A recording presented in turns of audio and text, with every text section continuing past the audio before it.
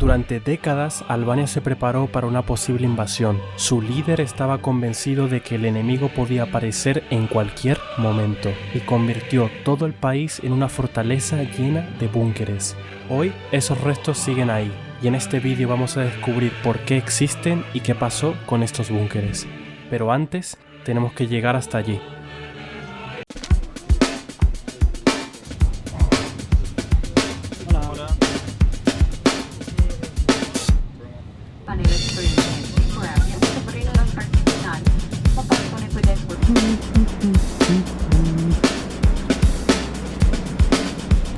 Ya estamos en Tirana, la capital de este pequeño y misterioso país. Misterioso porque hay muy poca información sobre él, más allá de que Dua Lipa sea de aquí. Y también porque por lo poco que he leído en internet, no es un país especialmente peligroso para tener más de 175.000 búnkeres repartidos en todo el país. Y es que Albania es un país relativamente pequeño y con recursos económicos limitados. Por eso la construcción de búnkeres tuvo un impacto bastante negativo en su economía. Y es que no solo eran extremadamente caros de producir, sino que también eran extremadamente caros de derribar. Y tras la caída del régimen de Enver Hoxha, el nuevo gobierno simplemente no podía permitirse derribarlos, lo que hizo que miles de estas estructuras quedaran completamente abandonadas a lo largo de todo el país y pasaran a formar parte del paisaje albanés.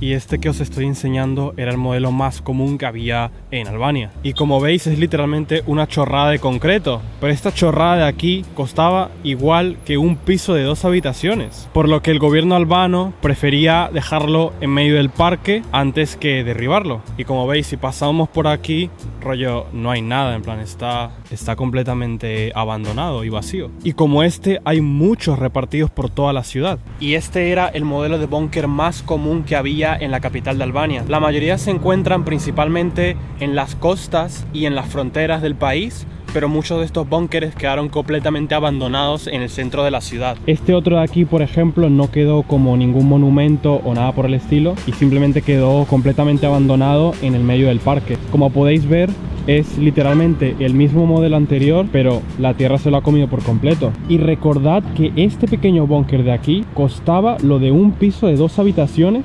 Por lo tanto, aquí, solamente en este búnker, hay muchísimo dinero desperdiciado por parte del gobierno albanés. Como si los búnkeres no fueran suficientes, el régimen decidió ir más lejos y construyeron una pirámide en el centro de Tirana. Pero, ¿para qué exactamente?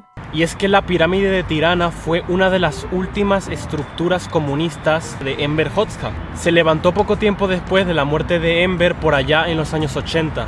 Y originalmente fue concebida como un museo dedicado al dictador. Y es que lo más gracioso de todo esto fue que cuando se construyó por allá en los 80, fue una de las estructuras más caras de todo el país durante muchísimo tiempo. Y la forma de pirámide tampoco fue casualidad. Con la forma piramidal querían transmitir una idea de eternidad y grandeza aún después de la caída del régimen. Y además, a diferencia de los búnkeres que os he enseñado, esta estructura sí tuvo un uso militar bastante importante por allá en los años 90, ya que la OTAN en 1999 utilizó la pirámide de Tirana como centro de operaciones para la guerra de Kosovo. Y bueno, hoy en día ya no es un museo dedicado al dictador, ya que en 2023 fue rehabilitado como un centro social y cultural dedicado a jóvenes y startups, lo cual está bastante guay. Y aunque la mayoría de estos búnkeres nunca se llegó a utilizar, uno de los pocos que sí se llegó a utilizar fue este de aquí atrás. Y la verdad que tuvo uno de los usos más cuestionables de todos los búnkeres. A diferencia del resto, este búnker estaba dedicado a la policía secreta y al Ministerio del Interior de Albania, así que servía como un centro de inteligencia para reprimir a los disidentes del régimen y como punto de vigilancia aprovechando su ubicación céntrica de la ciudad. Durante décadas, estructuras como esta fueron símbolos de control y de miedo, y su mera existencia afectaba la vida cotidiana de las personas de Albania. La gente sabía que podía ser observada en cualquier momento, y muchos búnkeres pequeños repartidos por toda la ciudad reforzaban esa sensación de vigilancia constante y recordando a todos la tiranía del régimen comunista que había y hubo durante muchísimos años. Y bueno, creo que tampoco hace falta aclararlo, pero estos búnkeres hoy en día ya no funcionan de esta manera, sino que han sido rehabilitados y convertidos en museos. Pero a las afueras de Tirana se encuentra el otro Bunk Art, que en su momento durante el régimen fue otro de los búnkeres más importantes de este régimen comunista, ya que no solo funcionó como un refugio, sino que también podía ser utilizado como un centro de mando en caso de una guerra. Y es sin duda uno de los búnkeres más grandes de todo el país. Y ese es el que os voy a enseñar ahora mismo. Así que acompañadme.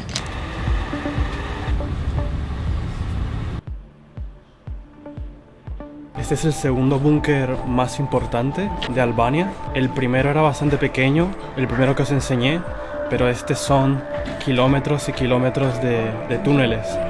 Tiene como una movida rara de sonido, no sé qué cojones es. Como unas grabaciones o algo así. Este búnker está situado a las afueras de la ciudad y es uno de los más importantes de todo el país. Y también uno de los más grandes. Creo que Y también tener en cuenta que este búnker fue diseñado para poder resistir ataques nucleares. Por lo tanto, fue uno de los proyectos más caros de la dictadura de Enver.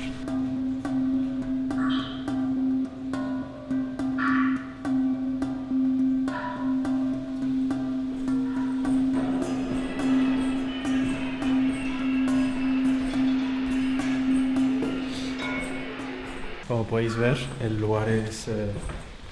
está un poco tematizado, pero aún así da bastante mal rollo el lugar. No sé si hay gente aquí. Creo que no.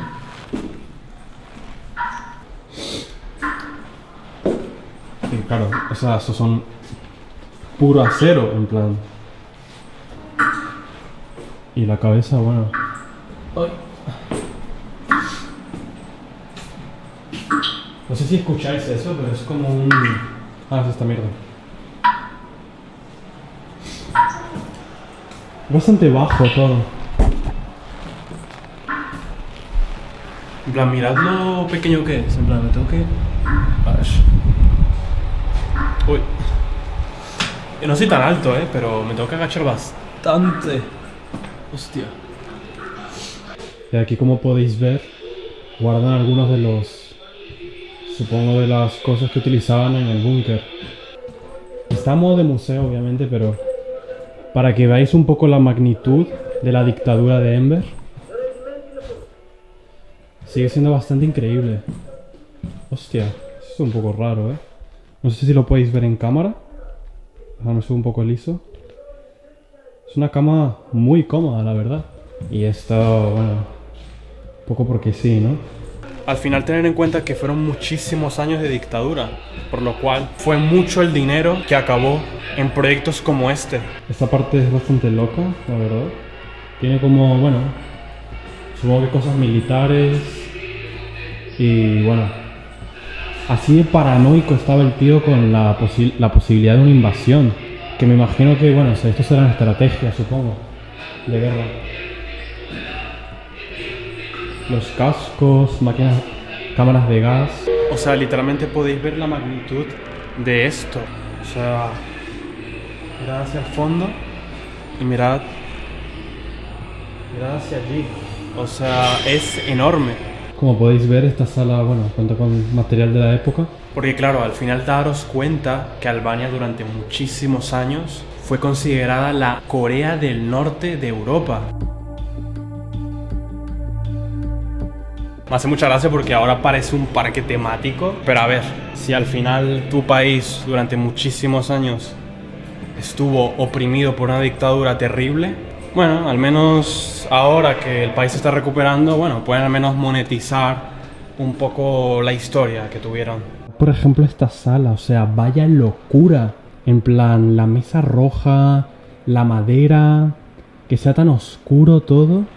Y esto supongo que habrá sido una sala de reuniones, pero madre mía, me parece cuanto menos increíble. Como habéis visto antes, pues la mayoría de salas estaban de alguna forma rehabilitadas, ¿no? A la final, en aquella época muchas de estas salas habrán tenido infinidad de usos. Pudieron haber sido oficinas, centros de vigilancia. Los usos que le podían dar a todo esto es, vamos, infinito. Y al final todo esto no solo perjudicó a la población albanesa por todo el dinero que se invirtió en esta infraestructura que a la final nunca se utilizó, sino que también infundió muchísimo miedo a los albaneses. Y esa era un poco la idea. A la final, dar miedo a la población. Dar miedo a la población y a los enemigos extranjeros también. Qué pequeño es esto, Dios.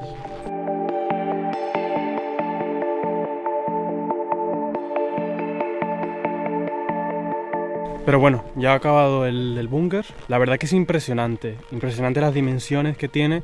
Y bueno, hoy en día ha sido rehabilitado de esta forma, un poco por no ocultar la historia del país, porque perfectamente lo pudieron haber demolido.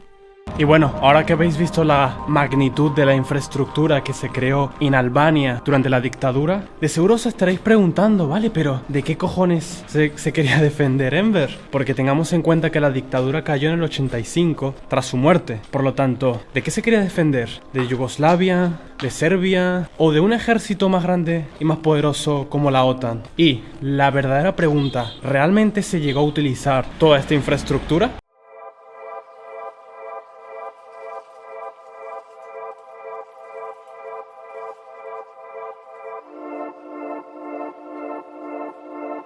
Al principio del régimen, la paranoia se centraba principalmente entre Serbia y Yugoslavia. Eso a principios de los años 40 y los años 60. Pero la paranoia también se extendió a países como la Unión Soviética después de que Enver rompiera relaciones con Moscú en el 61 por diferencias ideológicas. Y además de todas estas paranoias, se le suma a que Enver también temía la posible invasión de la OTAN. Y es por eso que se construyeron todos estos búnkeres a lo largo y ancho del país, como en las fronteras, en las playas y los búnkeres que os he enseñado aquí en el centro de la capital de Albania. Pero bueno, al menos podríamos pensar que utilizaron toda esta infraestructura para algo bueno, como por ejemplo defenderse de alguna invasión. Y la respuesta corta es que no, jamás se utilizó ninguno de los búnkeres que os he enseñado, más allá del uso que le daban para la vigilancia interna del país. Así que todas estas infraestructuras, todos estos búnkeres, fue simplemente dinero desperdiciado a lo tonto, porque jamás se utilizó. Y aunque durante muchísimo tiempo el país se consideró la Corea del Norte de Europa, la verdad que el país a día de hoy se encuentra bastante recuperado. Así que si tenéis la oportunidad de venir a Albania, la verdad que os lo recomiendo bastante.